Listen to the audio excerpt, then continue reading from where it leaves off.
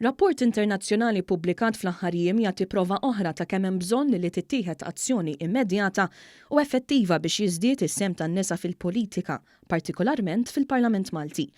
Fil-fatt jirriżulta li Malta għandha t-tielet l-inqas rata ta' nisa fil-Parlament meta mqabbla ma' 41 pajjiż ieħor, partikolarment dawk Ewropej u oħrajn viċin. Ir-rapport tal-Council of European Municipalities and Regions jidħol f'dettalli ma bħalu u jgħid li jekk jibqa' ma jsir xejn biex is-sitwazzjoni titranġa hemm bżonn ta' aktar minn 107 snin biex in-nisa ikunu irrappreżentati daqs l-irġiel. Bit-titlu Women in Politics, Local and European Trends, ir-rapport jindika li l-medja Ewropea hi ta' 28.5% ta' rappreżentanza femminili f'parlamenti nazzjonali. Iżda f'Malta din tinżel għal 14.9%. Huma biss l-Ukrajna u l-Ungerija li qegħdin f'sitwazzjoni għar minn ta' pajjiżna. Anki fejn jitlu l-Kunsilli Lokali Malta ma tantx tmur tajjeb.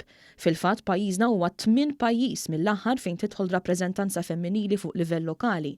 Għalkemm fl-aħħar elezzjonijiet lokali kien hemm xi titjib bżieda ta' madwar 4%. Ir-rapport janalizza x'qiegħed isir madwar l-Ewropa biex is-sitwazzjoni titranġa u juri li fejn ittieħdu miżuri l-affarijiet bdew imorru għall-aħjar. F'Malta wkoll il-Gvern qed jipproponi riforma kbira illi żżid il-parteċipazzjoni tan-nisa fil-politika. Fejn wara perjodu ta' konsultazzjoni issa hemm kumitat tekniku li qed iħejji l-bidliet finali li fi żmien li ġej mistennija jitresqu fil-Parlament. Dak propost sissa li hu mekkaniżmu korrettiv differenti mill-kwoti diġà kiseb ukoll tifħir ta' entitajiet internazzjonali.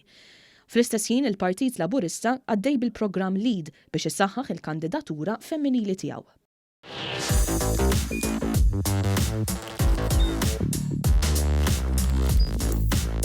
Idħol fuq one.com.mt u hemmhekk tista' tara l-programmi kollha li jxandru fuq One permezz ta' One Play.